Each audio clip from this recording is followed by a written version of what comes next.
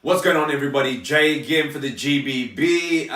This is the Manchester United review against Tottenham. As we know already, the game is finished and United have lost 3-0 at home. Joining me today on the show, guys, I've got Shan and I've got Nick. Boys, say what's up. What's happening? Guys, we're going to be going over it and giving our points of view and opinions. And we're also going to be doing the Pick the 11 as well, results. But to start with, guys, Shans or Nick, one of you go first, guys, because I got a lot to say. I'll leave the lambasting of United to you, Jared. I'll start off with Tottenham because, yes, we, as a United fan, I'm disappointed and we didn't play our best. We played horribly, actually. But still, can't take anything away from Tottenham's performance in that second half. Lucas Moura, I mean, he had a standout game, fantastic, and really making a case for him to be a first pick, no matter if Son or Lamela or whoever comes to sort of force their way into the team. He's shown himself very well. Kieran Trippier, another one that impressed me in the game, and Dele Alli, unlucky not to get his shot in the back of the net, but on the whole, I don't think they can complain. They played very well, and they were the better team on the night. Well, I'm just looking at these highlights again. It looks like Man United had the better of the first half. Lukaku had a great chance to make a massive difference, and if that goes in, the game is a complete different game in the end. But it just shows you at that level, if you don't take your chances, you get punished. And you're not talking about anyone in the Premier League. This is Tottenham who they've been competing in like the top 5 for the last how many years? You know what I'm trying to say? So they're always going to be up there and they're always going to cause you problems. So it's not like it's a disgraceful loss in the Man United eyes, but it's because it's at Old Trafford, and you're losing 3-0. It's kind of unheard of when it comes to come into Old Trafford. It's far from their expectations, but yeah, it just seems like it's just one of those games. Yeah, no. I think, going back to Shan's point, I think Tottenham were good. Moura had a really, really good game. And he almost got hooked before he scored his second goal. They almost replaced him, but then changed the substitution and left him on, and he goes and gets another goal. We should have worked out after the first goal that he was going to get down that right hand side. He was going to break in. He was going to cut cut in on his preferred, and he was going to take the shot. We left De Gea with no support. That defensive partnership of Smalling and Jones again. I can't believe we keep persisting with it. Yes, we lost last week to Brighton with Lindelof and Bailey back there. But if Mourinho expects these guys to bed down and become our first choice, why do you keep dropping them and bringing in these, I won't even say second-rate defenders. They're third, fourth, fifth-rate defenders. Chris Smalling and Phil Jones are not to be partnered anymore. It should not happen. He brings Valencia back in, which Valencia was, not the worst of those defensive players that came back in. And Luke Shaw's been standout player so far for this season. He's between him, Pogba and Fred. They're the only 3 players to have played in every single one of the 3 starting games. And he was arguably the best player in that first 45 minutes.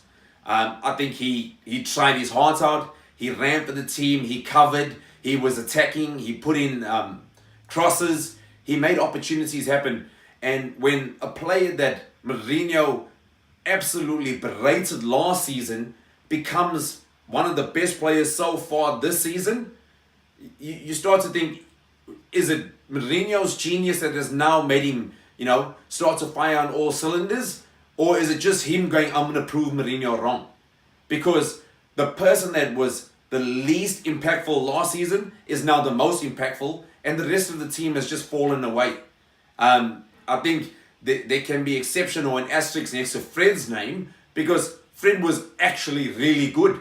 He was all over the pitch. He was in the attacking third. He dropped back into defense. He made a couple of crucial tackles, and he even had a shot that he could have maybe taken his time with a little bit more and gotten us ahead.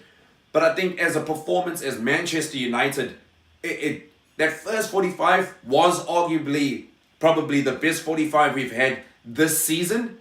But we should have had more intent to go forward, to get a finish, to get the goal. Lukaku obviously sprang that opportunity. If he scores that, it changes the game. It completely changes the game, because then Mourinho is going to do what Mourinho does. He's going to, I'm not going to say park the bus, because then I'll get jumped on for that. But then he starts defending with all 11 players. Whether he brings the attackers back onto the halfway line and then gets the midfield to fall and fold back onto our defense.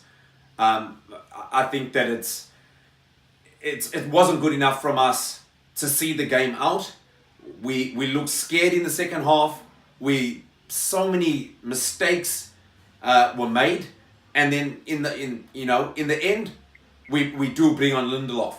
It should have been buying in Lindelof to start the game, to get their confidence, to get a chemistry going between those two, because they are the future.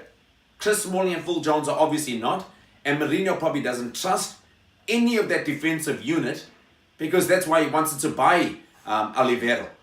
But obviously we didn't get him, and Mourinho's probably walked back into the club and walked into the boardroom and said to Ed Woodward and the Glazers, that's why I wanted somebody at the back, because there's a prime example. And it's frustrating to say the least. The scoreline probably doesn't tell the full tale of the whole game, but it tells you the tale of that second half. And that second half, they were way more dominant than we were. They were way more direct. And they just, they forced the errors out of the players that we all know have those errors in there. Smalling has those errors in him. Jones has those errors in him. Valencia he's a modified right winger to become a right back. You're never going to get the absolute best. And Matic looked off the pace as anything today. Yes, it's his first game back, I understand that. But he gave away some silly passes. Pogba wasn't visible today, I think. He popped in and out. But I think Fred had more to do with controlling our midfield than Pogba did, which is a concern. Guys, I know I'm sucking all the air out of the room. Any other things you want to discuss about that? The formation and the team and the selection? Well, you mentioned about the formation there. Look, if you think about it, in regards to, because you mentioned Smalling and Jones, they've probably been thrown into the deep end with this situation. You are playing against Tottenham. As I said, you're not playing against someone in the bottom 10. You're playing against the English captain. He finished second top goal scorer in the Premier League last year. They changed the shape. You know what I'm trying to say? They went to a three defensive centre halves and then the wing backs. Yeah. So you think about it with that into consideration and being like their first game, it's very difficult. You know what I'm trying to say? Look, at the end of the day, if you don't finish your chances, it does put a lot of pressure on the back four. You know what I'm trying to say? Yeah. And as I said, is that this is the Premier League. We all know is that at the end of the day, you don't take your chances, you will get punished. And I just think that was the situation. We can point the finger at these sort of players, but at the end of the day, just remember this is a team. You're not really seeing a team unit. You know what I'm trying to say? There's a lot of pressure on De Gea. There's a lot of pressure on whether it's a back four or a back three. But the defence needs to be starting from the striker. But I don't really see that at the moment coming from them. You do say that they sit deep, but is it something that they need to change in fact to be more on the front foot? It's it's difficult. Look, I'm like a Mourinho fan. Like I'm not really interested in hearing people should get fired and like or pointing the finger at certain players and whatever, because I do think it's a team squad in our day, and we can't just these boys. Look, whether you like them or not, they are Man United players, and someone saw something in them. And everyone's got once they put that shirt on, you've obviously got to stand up for that shirt and play for your badge.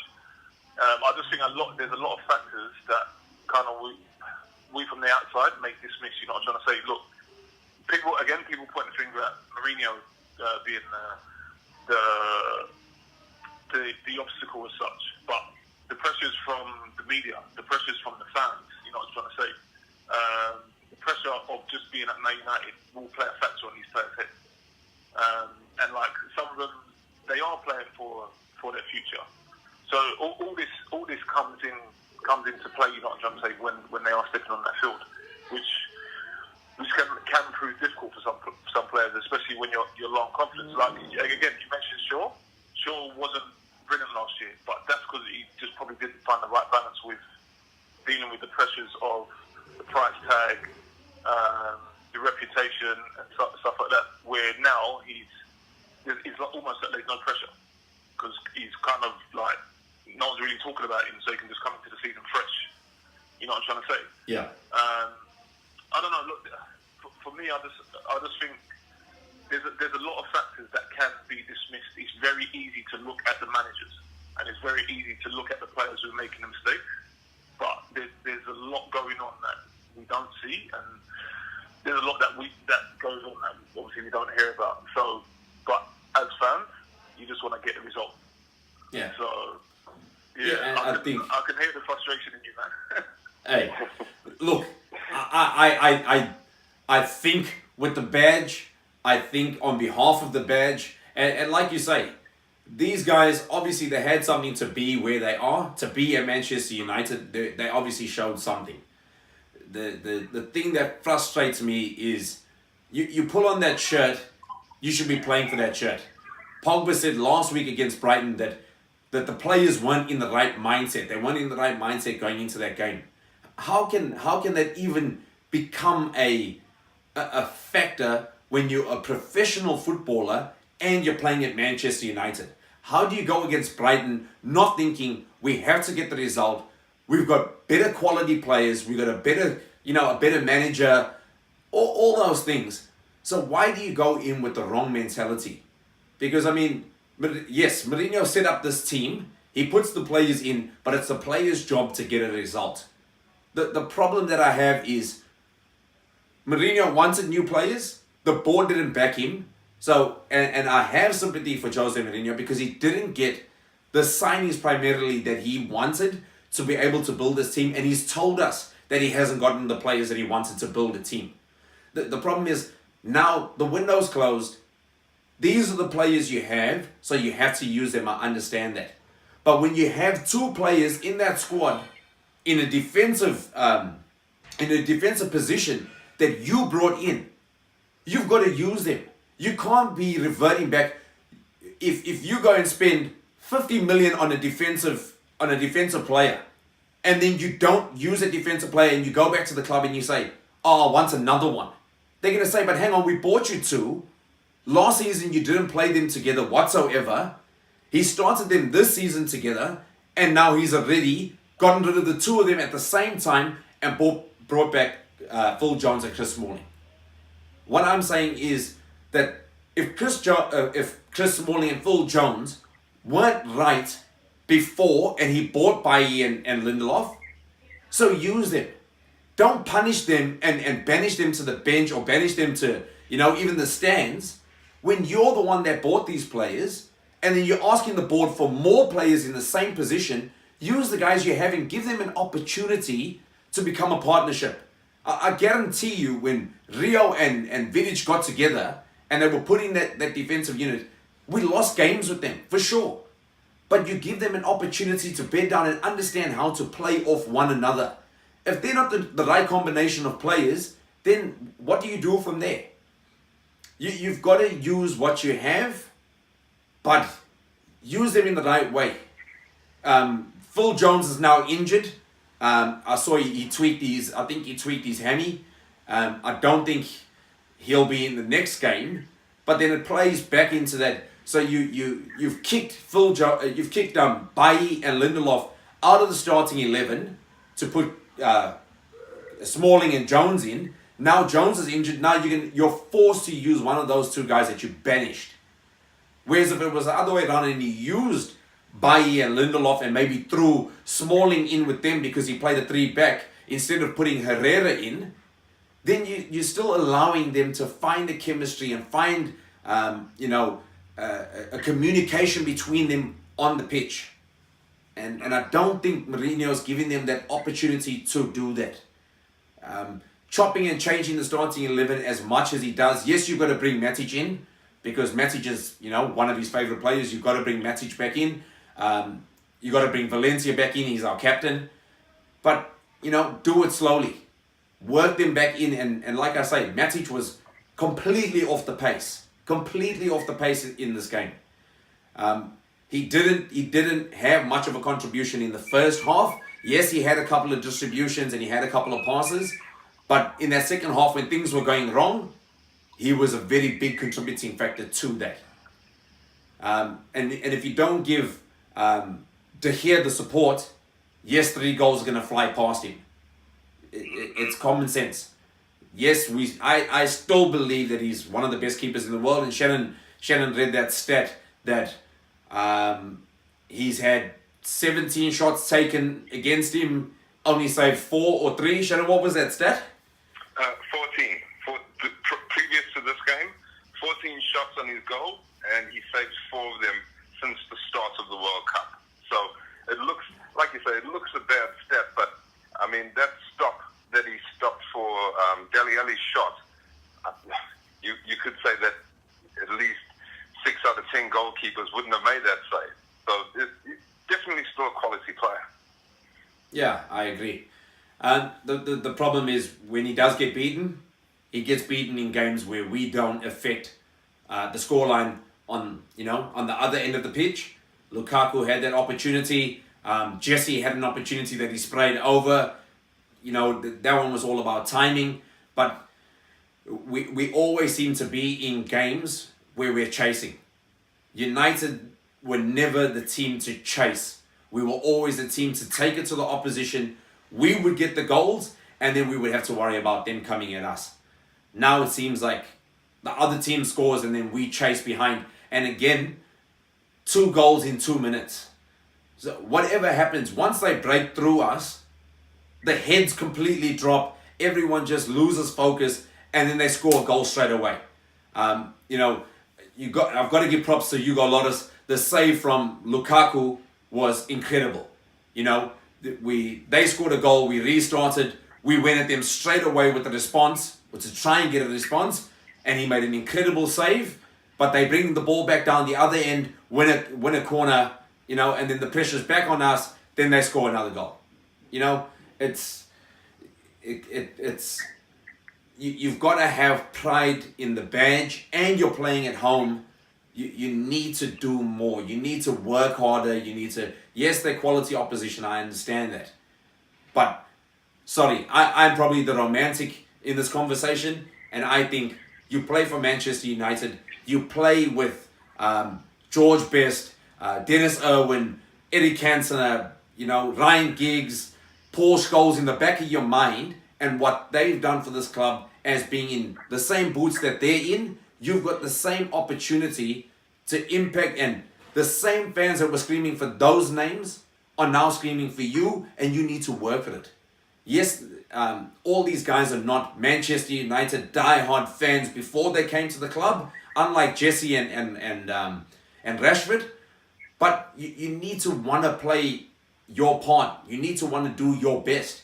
I understand that people, sometimes their form is off, but our form can't be off against Brighton and then come into this game and hold any sort of mentality that, we should be okay against Tottenham. You got to come out and you got to absolutely give your best.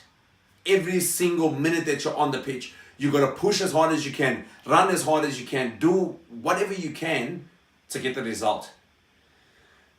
I'll breathe now. I can hear the frustration. Hey, listen. Only 3 games in. I know. Right. I was just about to say, you've got to put perspective on these types of things. I think the media noise doesn't help.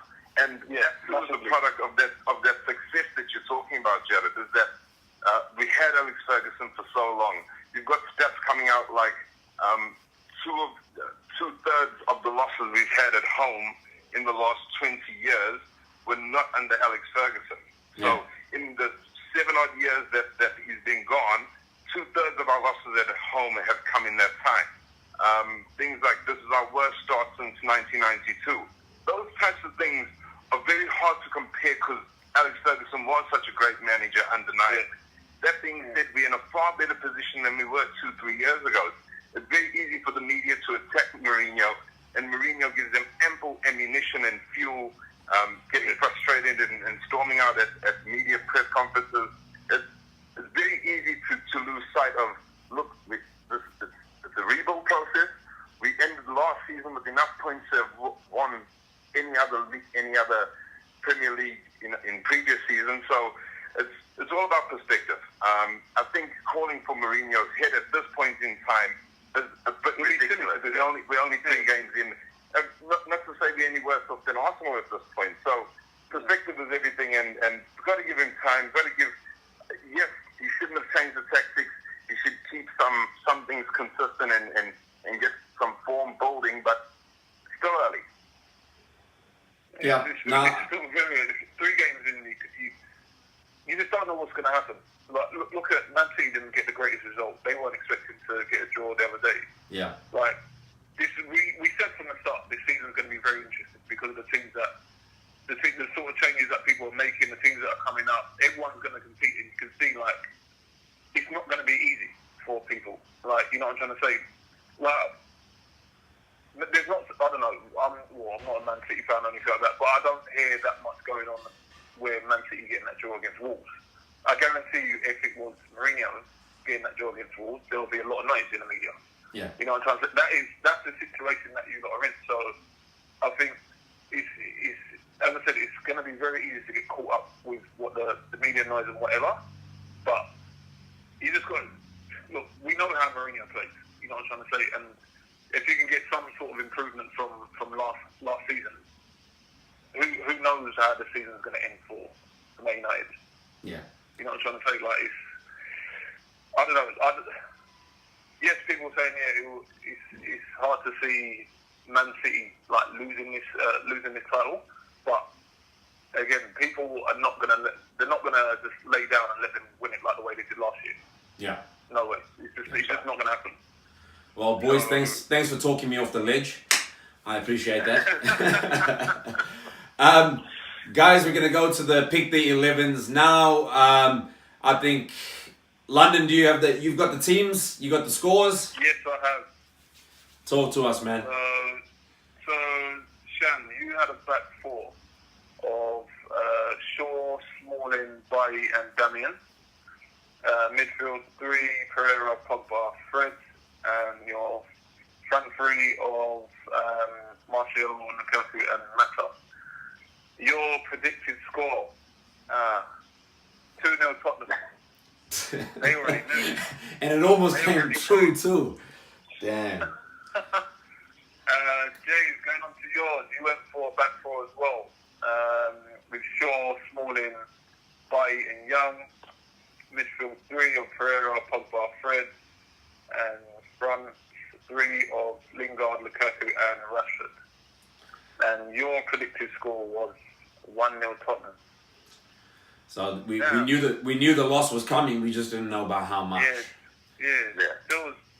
There was no hope there then. There was no hope. So guys, given the teams that Shannon and I picked and the teams that obviously Jose Mourinho put out on the field, of the players that I picked 8 players, and Shannon picked 6, which means I was on 16. Was I on 16 or 17? Can't remember now, but with the tallied score, no score for, or no points for the score difference, I go up to 24 and Shans goes up to 23, which means that I'm above him on the ladder as it stands. So, that being said, now watch my lead pull away. Look, I would hope for a better performance going forward. We look forward to the next game and hope that, you know, this cloud of negativity can lift. Even for myself, I think getting that little rant off my chest, I feel a little bit better. You know, let's put things in perspective. But you ain't gonna feel better until you get that win. I know, and it better be against City.